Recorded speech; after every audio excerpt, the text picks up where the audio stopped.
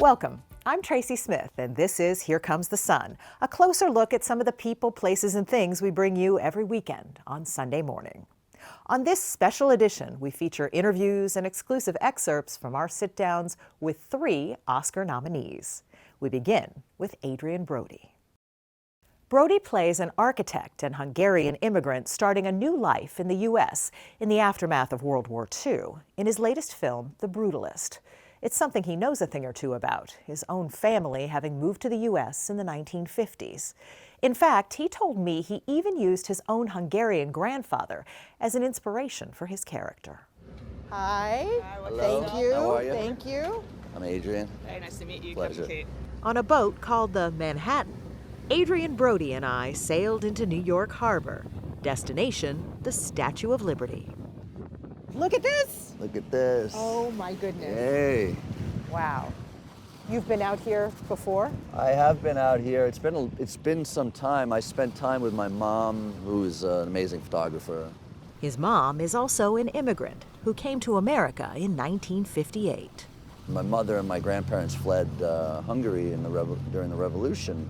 There was so much unknown and a lot of loss, and all of those sacrifices have kind of laid the foundation for my own existence and what has been accessible to me.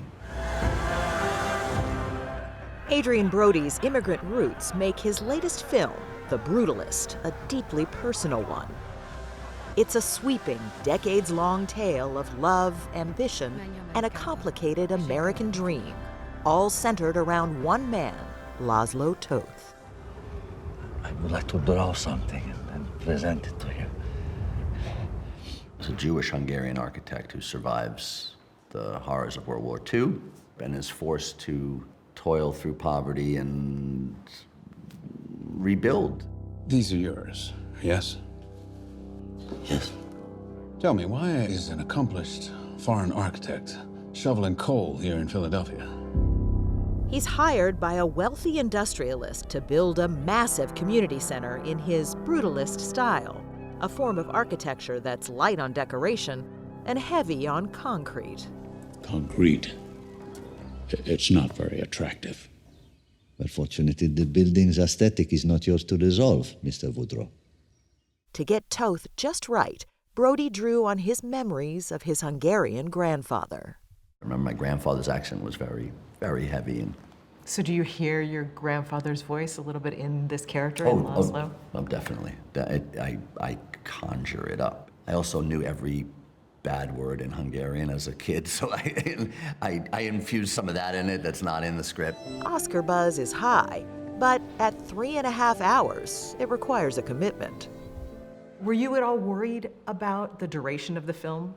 This is an event. Generations before us, you could expect to see something like this in a theater, but that's becoming much more rare today. And we all need to be fed nourishing meals, and this is one of them. At 51, Brody's portrayal of a man rebuilding his life after a war makes for a fascinating counterpoint to a role he played more than 2 decades ago, his Oscar-winning performance of a man enduring the horrors of war in The Pianist.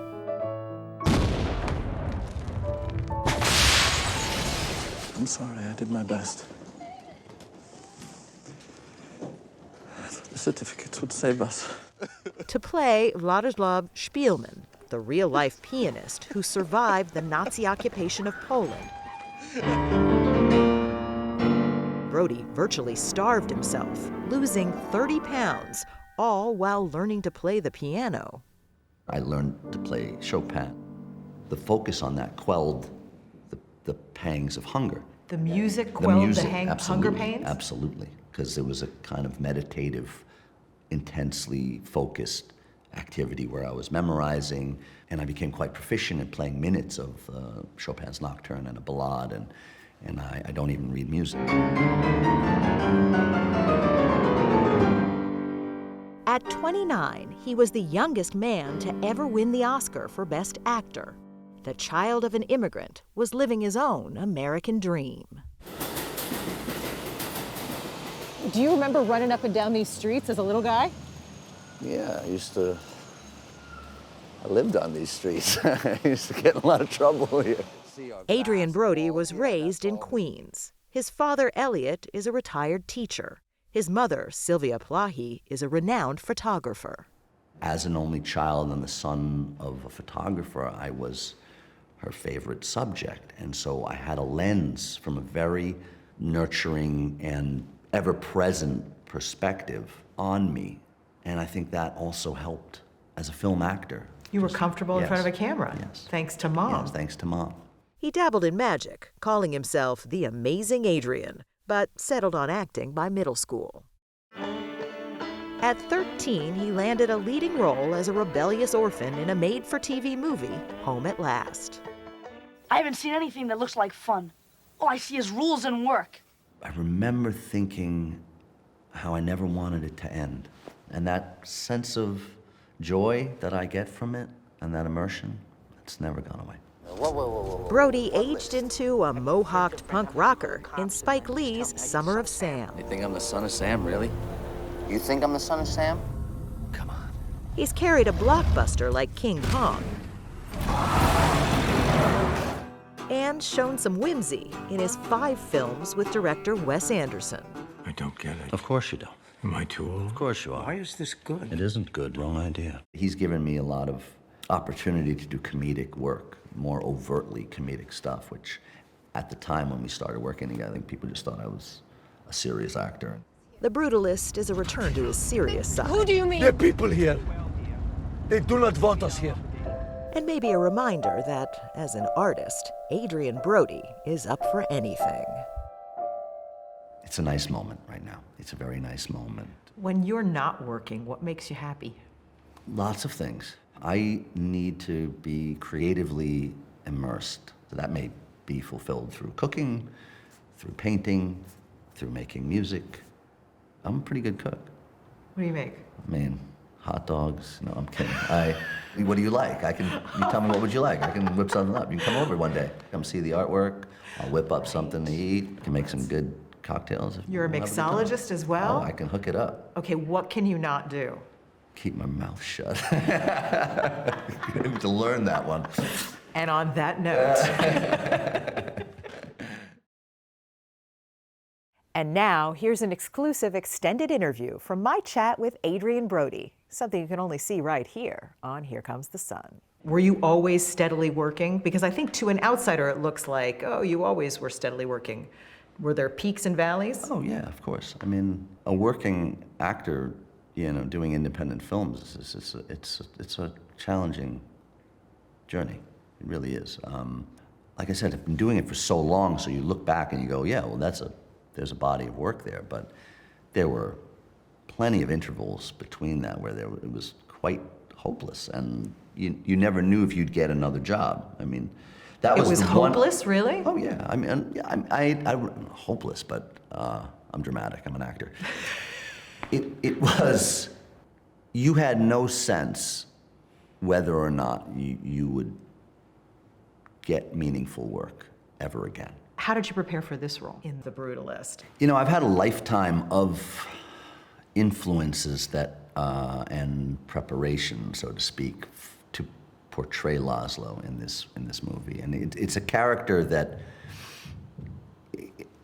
I relate to many things, and I see a lot of parallels in my own yearnings as an artist and in the yearnings of the people that I collaborate with. I can relate to how the struggles my mother has had to overcome in fleeing Hungary with her parents and my grandparents in 1956 during the revolution, and her journey coming to America and the sense of loss as a young girl and starting again. It's really shaped. I think she's an empathetic person by nature, but she has a certain sensitivity and eye for others and those who are vulnerable or outsiders, and captures that quite beautifully. And in some way, that's, I feel, led me down a certain path, and some of my choices as an actor, and trying to find films that have social relevance or to represent people who don't have a voice, and to give them that through me in some respect. You turned Lord of the Rings down, didn't you? No, I didn't. I turned down the audition. I didn't get offered it. I didn't even want to go audition. By the way, when I saw Lord of the Rings, I was blown away by it and sat as the credits rolled, deeply regretting my decision to pass on the audition. I remember I was with my girlfriend at the time, who was an actress, and she turned to me, and we saw it, and she turned to me and she goes, "You passed on Lord of the Rings." That's how that story came about. The last line of The Brutalist, I just want to make sure I get this right, is the woman who plays your niece quoting something that your character says, which is, no matter what the author's trying to sell you, it's the destination, not the journey. You think that's true? I don't think that sentiment applies to my journey at all, but I do find it very beautiful and telling to the storytelling of the film. You have to be very present and embrace the journey, because that is all you've got while you're here. I mean, a part of me would love to be proud of the body of work that I leave behind, but I won't be around to look back at it. So hopefully I bring more good than bad and negativity into this world, and that's what I strive for. In the film Conclave, Ralph Fiennes stars as the cardinal tasked with leading the College of Cardinals as they select the next pope. It might seem like an unlikely subject for a thriller, but this summit at the Vatican is full of intrigue and betrayal.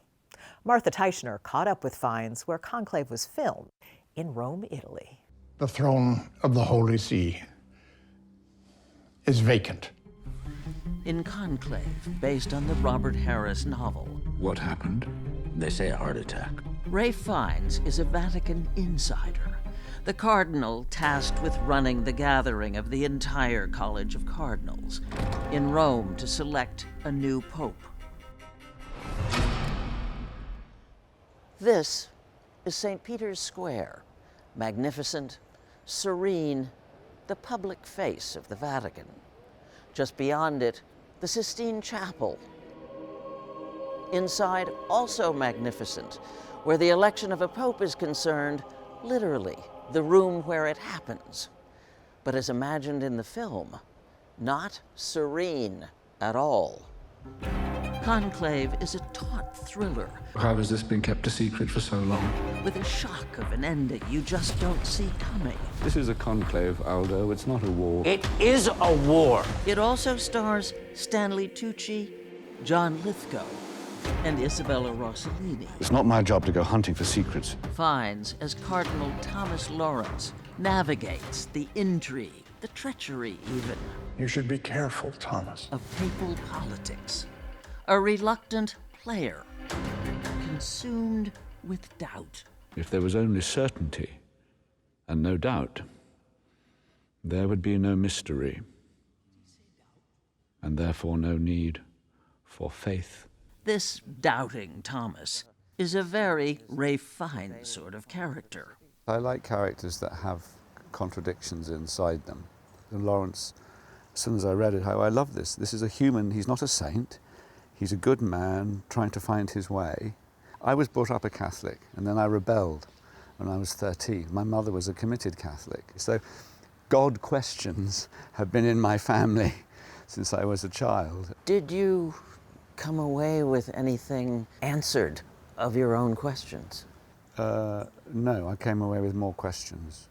We use that lovely line. We met Fiennes at a 16th century palace. You just feel the weight of different eras, different epochs. Villa Medici, one of the Rome locations that stood in for the Vatican. So, perhaps it's time you decided upon a name. In this key scene with Tucci, Fiennes lets slip that even his conflicted character has ambitions to be pope. John. I would choose John. I used to think that Acting was about becoming someone else. You changed completely and you were not recognizable. To a certain extent, it can be about that. But as I've got older, I've thought, no, the springboard is yourself. What will the people say when they see I have returned alone? That I led all their men to their deaths? In The Return, Fiennes, now 61, plays Odysseus, the once proud king, finally home after the Trojan War. He's exhausted, he's emaciated, and also just, I think, not at all the warrior. So, who are you? He's diminished as a man. Nobody. Fiennes had to transform himself physically for the role. We said he should look ropey, like literally he's been at sea. Slowly reclaiming his identity, Odysseus finally faces his wife Penelope, played by Juliette Binoche. What does the Queen think? The chance to work again with Binoche, a longtime friend, was what convinced Fiennes to do the film, their third together. We've been given this gift of these famous, iconic parts. It may sound a bit airy-fairy, but I think all actors have, oh, this role has come to me and I meant to do it. I don't know how it's going to turn out. I meant to do this, it's come to me, and this other person is doing it. I found plums. We have plums in the orchard. The English Patient was another one of those for both of them. It won 9 Academy Awards, including Best Supporting Actress for Binoche. Fiennes received one of his 2 career Oscar nominations. He's played dozens of singular characters, good and bad, in both films and plays. The police are here. In addition to Gustav in the Grand Budapest Hotel. She's been murdered, and you think I did it. He was Voldemort, a noseless monster in the Harry Potter series. And a Nazi concentration camp commandant in Schindler's List. What's a person worth? No. What's one worth to you? The need is there, clearly. We saw Ralph Fiennes most recently on Sunday Morning, on stage in 2022. And here. As Robert Moses, supremely confident, And I did what no one else could do. power-hungry, the man who shaped 20th century New York City. You're given a sports car where you can rev it up with anger and contempt, and there's no compromise. And it's shocking, and some people find it, but it's thrilling to play. Discussing acting, he described the excitement of playing arrogance. Wonderful. You challenge your audience with it. Argue with me if you dare. You will not win. I know the answer, and that's a great provocation. Have any of the characters you've played affected your life after you've played them? Characters mark you. There's often a time of a kind of mourning if you've loved playing a part and you've given it everything. It's not that you let go of the part, but you're feeling a kind of mental exhaustion. So you need time to just shake it away. I must see her myself. But only until another role finds him. The welfare of the sister is my responsibility. And this conclave is mine.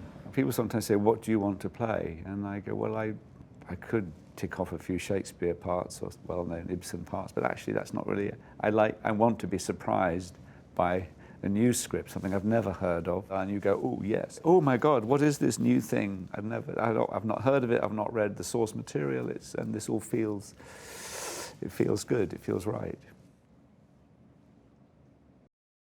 Here's an exclusive excerpt from Martha Teichner's conversation with Ralph Fiennes. You had a kind of a peripatetic childhood from what I've read, moving a great deal and uncertainty financially with your parents' activities. How do you think all of that affected you and other members of your family?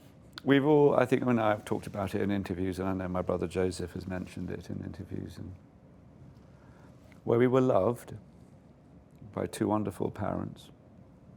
My mother definitely believed that you must encourage the child to find their way and support them in whatever it is that they leant towards. She didn't like us dabbling. If we did something, if we were going to paint a picture, she wanted us to finish it and not just do half of it. So she was, I remember that being quite a thing with her. We used to joke, she said, get your guts into it. You've got to get your guts into it. Don't sort of dibble dabble around the edges of any project. Get into it. So whatever you do, do it seriously. Do it seriously, yeah. And my father was a wonderful, very hardworking, very honourable man who was farming when I was born, but then decided he would become a photographer in his mid to late 30s. And one of his photographic jobs took my parents to Ireland. My parents never hid from us their anxiety about money. So where some parents might have wanted to protect their children from the bank statement, my mother, it was I think, treating us as adults. I think you have to understand that this is what Christmas will be this year. There will be just one symbolic gift and that will be it. But we were always loved, but it was over the time, the constant moving of houses and different schools. It gave us all a sense of a kind of confidence, perhaps, but also maybe it set me up well for being an actor, that you're often moving and you often have to spend time away in long locations or in other places. And you don't have a kind of an agenda, I want to be seen having played XYZ over my career.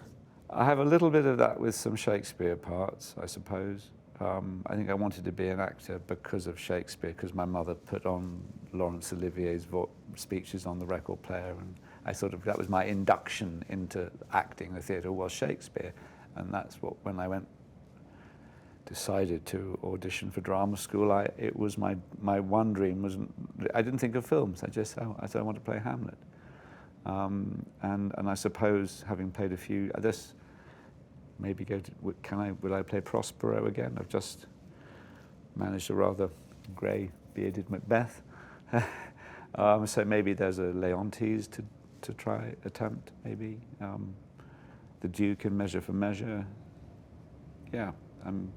King Lear ever? King Lear, yeah. In fact, King Lear I did at school, and I think it's the Shakespeare play I've seen most. I was in it playing Edmund, the bastard son of Gloucester, at the Royal Shakespeare Company in 1990. I saw a very good production recently at the Almeida, and I'd love to do it. I'd love to do that, yeah. When you think of your roles, I mean, you threw out a few there with the Shakespeare roles and the Grand Budapest Hotel and The English Patient and so on. Do you have, over the course of your career, things that have turned out to be your favorites? Yeah, I think there are roles you look back on and you go, yeah, that.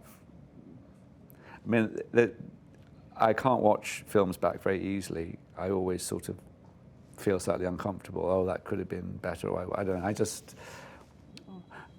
But you have a sense that something was pretty well realized, and that would be Schindler's List, would be The Constant Gardener, Grand Budapest Hotel, I suppose. But I don't analyze too much the past. In the Conclave, you get a sense that in the Vatican, choosing a pope, it's a battleground. Is it just one other political battleground, just like every other political battleground? I mean, is that how we're supposed to see this? Well, Stanley Tucci plays a character who's my friend, and this question's reminding me of a moment where I say, we're not at war. It's not a war. He says, it is a war. And I think that may be true, that within the Vatican there are strong battles about where you take the church. I think that's true. Essentially, the kind of teachings in humility, I think. I mean, but here's this structure of red robes and gold and this ornate. The physical context in which the conclave happens is vast and rich and extraordinary, and the Michelangelo figures, and so it's a context of wealth, worldly wealth, and these holy men Supposedly holy. Yeah, I was going to do inverted commas signs, but some of them are, I think, deeply holy. But they are in a structure which massages their political instinct about the thing they're in, called the church, and it must be a contradiction.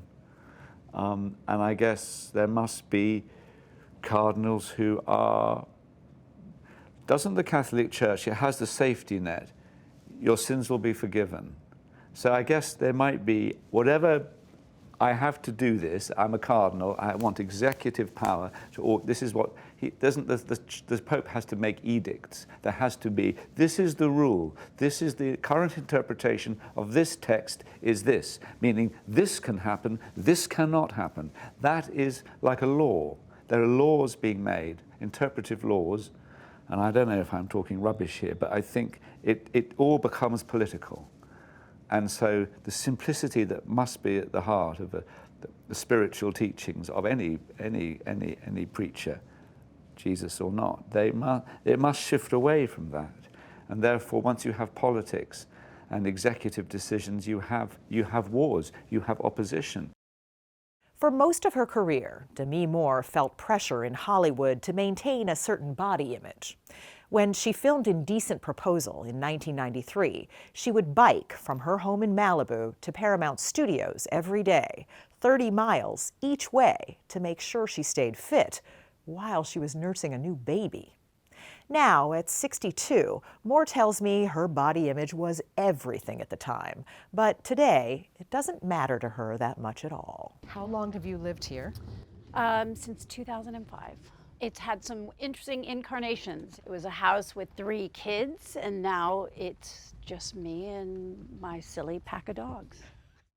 It's hard to think of Demi Moore as a grandmother who lives alone, but here she is, and doing what some are calling the best work of her career. Have you ever dreamt of a better version of yourself? Her latest film, The Substance, is about an aging TV star who finds a sinister-looking potion that can give her a younger, more perfect version of herself, but at a terrible price. The story is pure fiction, but Moore says the issue of women putting themselves through hell to look perfect is real, and one that she's grappled with for much of her life. I'm fine. Everything's fine. You've talked about how when you were younger, early on, you felt that idea of my value is in my attractiveness. I put so much pressure on myself, and I did have experiences of being told to lose weight, and all of those, while they may have been embarrassing and humiliating, it's what I did to myself because of that. Well, some things aren't for sale. Such as? Well, you can't buy people. For example, when she was shooting 1993's Indecent Proposal, she would ride a bike every day from her home in Malibu to Paramount Studios in Hollywood. That's around 30 miles each way. And you were nursing a baby? I think she was like 5 or 6 months old when we were shooting that. So I was feeding her through the night, getting up in the dark with a trainer, with a headlamp, biking all the way to Paramount, wherever, even on location where we were shooting, then shooting a full day, which is usually a 12-hour day, and then starting all over again. Oh my goodness. Even just the idea of like what I did to my body, it's like so crazy, so ridiculous. But you thought it was what was required at the time. Yeah, but you look back and you kind of go, did it really matter that much? Probably not. But at the time, I made it mean everything. Kevin, I'm curious. You know all those nights we stayed up talking? How come you never made a pass at me? Demi Moore's been in the spotlight since the 80s, a talented and at the time troubled member of Hollywood's so-called brat pack. On screen, she sparkled. Off screen, she struggled with self-esteem. When you look at St. Elmo's Fire or About Last Night, what do you think? What do you see?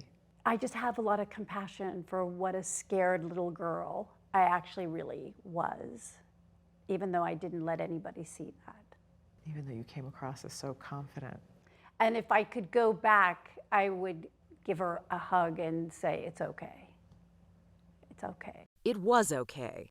Moore went on to become the highest paid woman in the business, and she lifted other women as well. When she got a record $12.5 million for the 1996 movie Striptease, other women in Hollywood demanded and got bigger paychecks themselves. She also challenged the notion of things like whether a 40-year-old woman should wear a bikini. And after shaving her head for 1997's G.I. Jane, how long a woman's hair should be when she reached a certain age. Now, at 61, her hair hangs to her waist. After I shaved my head, I think I just started to let my hair grow with the idea that you can have long hair if that's what you want. Who says that it's not okay? And I've heard it many times. Really? Yeah. If I didn't think I liked how I looked, then I would cut it. But it's really like, I don't know. Is there a problem? No, it's perfect. You're a good candidate. And in the substance, she's once again asking, why do we think this way? Okay, what's next? What's next? I want to talk about this scene where you're going out for a date and you keep looking in the mirror. What was the process like shooting that? It was difficult. Emotionally, that idea that I think many of us have been where we're trying to make something better and then we just keep making it worse. For me, it's one of the most heart-wrenching moments in the whole film. It was at least 15 takes each time. And so by the end, my face was raw. Oh my goodness. What do you do after a day like that? You go fall apart. You just go fall into your bed.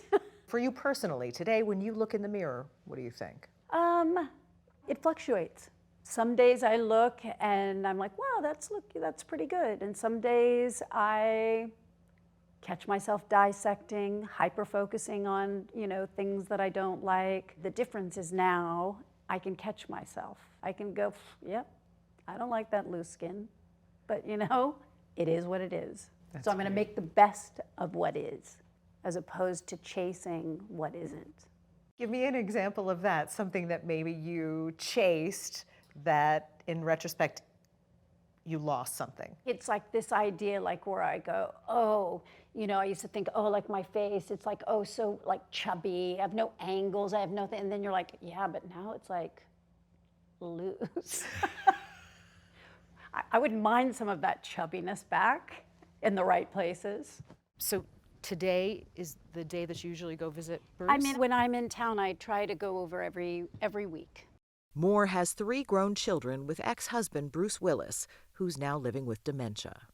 The important thing is just to meet him where he's at, as opposed to being attached to who he was, how he was, because again, that only just puts you in a place of loss versus being in the present, meeting him where he's at, and finding the joy and the loving of just all that is where he is.